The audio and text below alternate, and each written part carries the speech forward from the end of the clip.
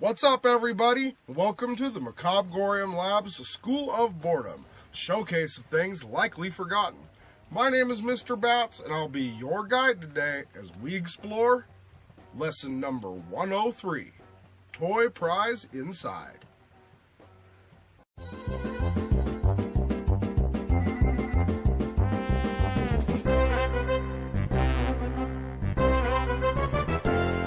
In today's lesson, we'll be taking another look at cereals from the past, only this time, we're going to be digging deep inside the box past the cereal, back to when there was something else inside there. You see, once upon a time, long ago, in a faraway land, there used to be toys in your cereal boxes.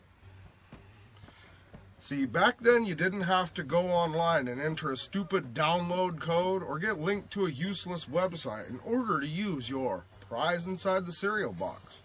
However, if you were really patient, you could save up your cereal box tops, because most cereal companies would send you a better toy if you sent them in.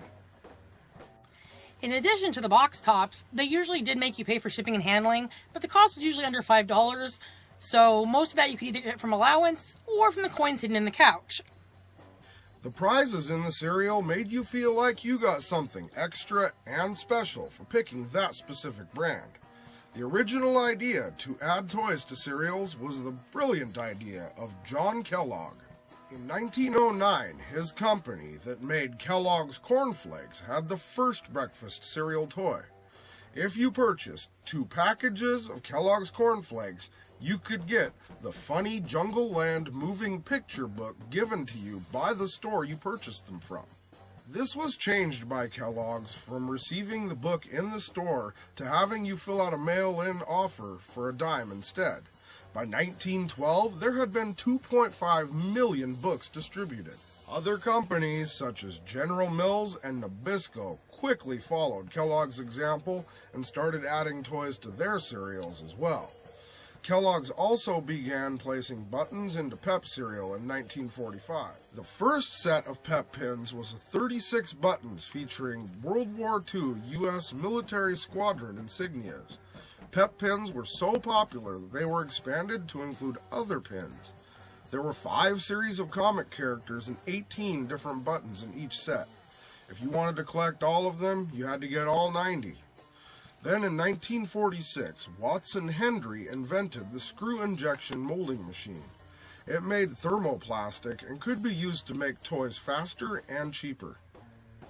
And a fun fact, this machine also could use recycled plastics to make the toys. See, they were even thinking about being green back then.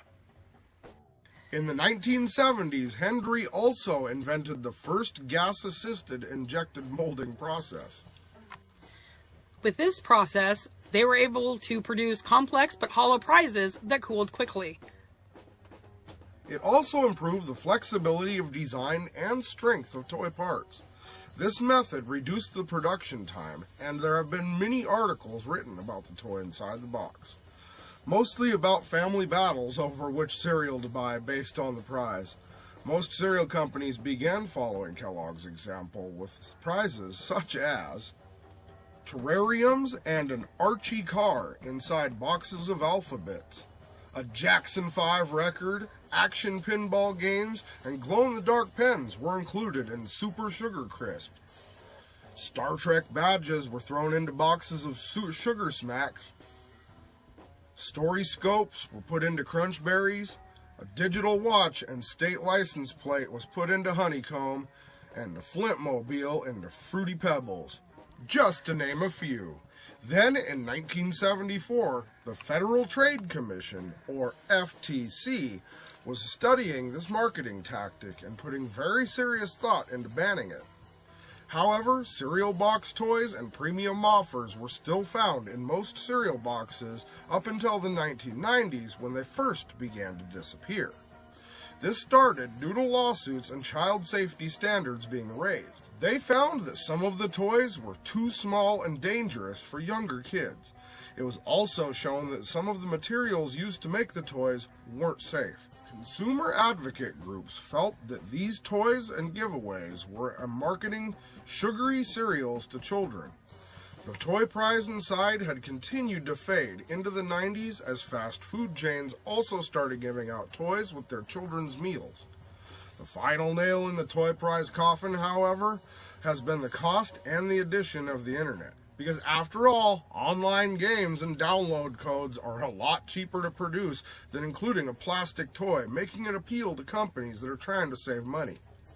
Food marketers used to spend 20% of the budget on toys and incentives, but now they only use 7% for the online games and codes. Also, with the internet growth in the last few decades, kids are not as easy to entertain as they used to be, and getting a code for a game or a website they can see on their phone on the go might be a lot more appealing to them. Which means kids of 2018 are lucky if they get a dumb printout board game on the back of their cereal box or some digital code that requires the internet in order to enjoy. If you're really lucky, you can get a CD with one song on it that no one's ever heard, or a book that wasn't even good enough to be put into a bookstore. One of the worst things of all to get in your cereal is the temporary tattoo. Not only are they usually lame designs, but they're not toys.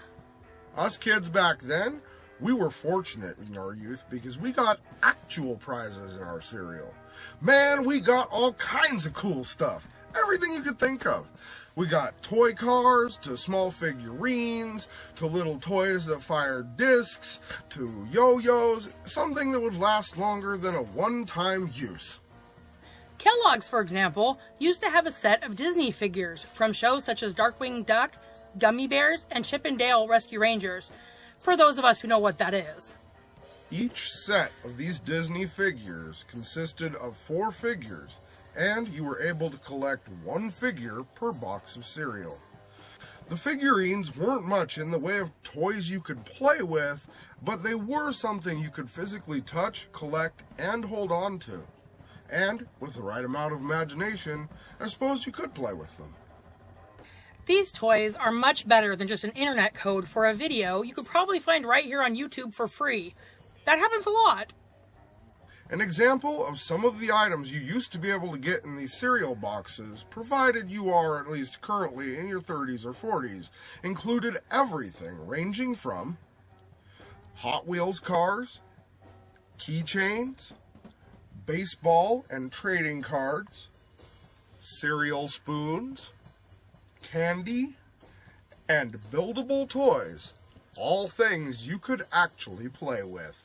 Today, Cereal Box Prize is used as a broader term in order to include digital codes and cheaper incentives to buy certain cereals.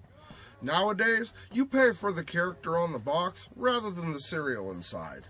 Wouldn't it be nice if cereal companies could at least go back to adding cheap, cool little prizes in the boxes of corrugated bran puffs we all buy all the time, instead of a makeshift board game printed on the back of the box, especially when you're supposed to use the food you're going to eat as game pieces for the said board game?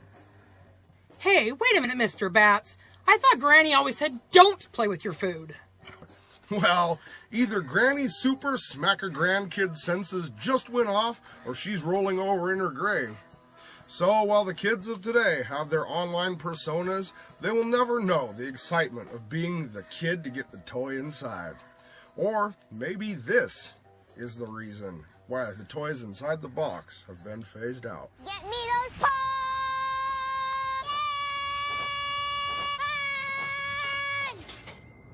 Got him! I can't even finish showing you that clip. If that was my kid, they would never eat cereal in my house ever again. So stay tuned for a surprise hidden in the video after the credit sequence. Well, unfortunately, that's all the time we have for this particular lesson. We hope you enjoyed this look back at a time when breakfast cereals used to contain toys, back when my generation was smart enough not to eat them. Hopefully in the future we can have our cool toys back for the kids of today and us kids of yesteryear. Thank you for joining us. I've been your guide, Mr. Bats, and this has been the Macabre'Gorium Labs School of Boredom, lesson number 103, Toy Prize Inside. Join us next time for lesson number 104, where we'll be up bright and early next Saturday morning. Let her snow, let her snow, let her snow. Oh, now cut it out. One of these days, that Mr. Weatherman and I are going to have a showdown. Just like they have in those cowboy pictures, you know. Come walking down the street and they say, all right, partner, this here's it. You know why they always do this, boys and girls? Because their pants are always falling down. Well, let's see. We're up. What's the first thing we do when we're up? All the boys and girls shave, right? No, I don't mean that. We always have our breakfast. Let's check the Kellogg's cupboard to see. Better yet, let's go over to our magic Feel-O-Vision set. You know, all you have to do is think about something you want to eat for breakfast, dial it in the magic Feel-O-Vision, and presto, there it is. Let's see, this morning I think I'll have Kellogg's Rice Krispies. I'll just dial it in here. That'll work. Come on now, Kellogg's Rice Krispies there for you.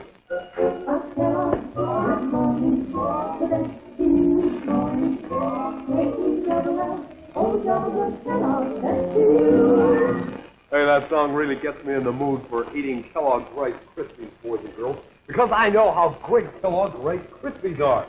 And the Magic Feel-O-Vision set was real good to me this morning. Got me 2 packages. Just pour them in a bowl like so. I'm expecting the milkman to deliver the milk at any... Oh, there's the milk right there. Well, I didn't have my eyes open. There we are. Put a little sugar on. And a little milk. You know, Kellogg's Rice Krispies is a cereal that talks to you. Yes, that's right.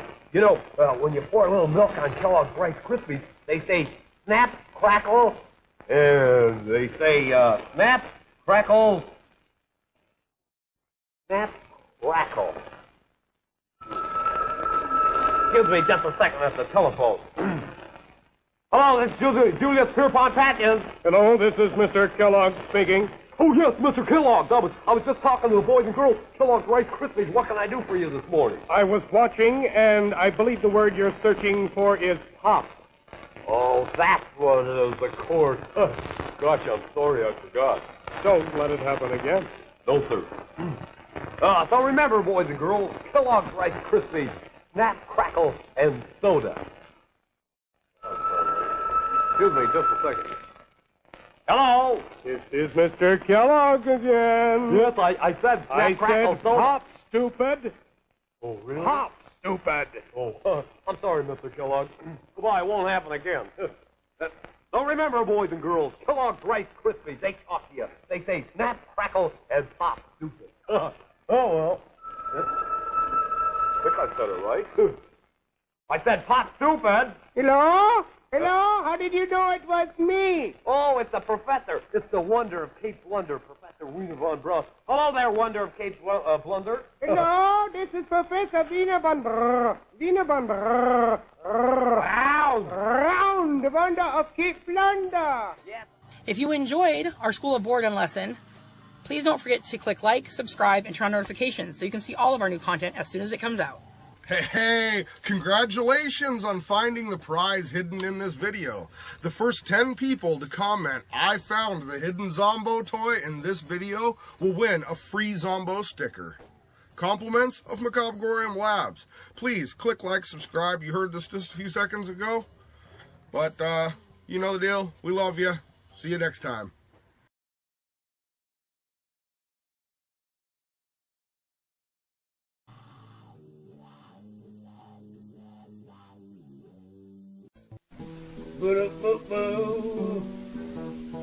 Get that day. Get new. It is my destiny to one day become Shogun.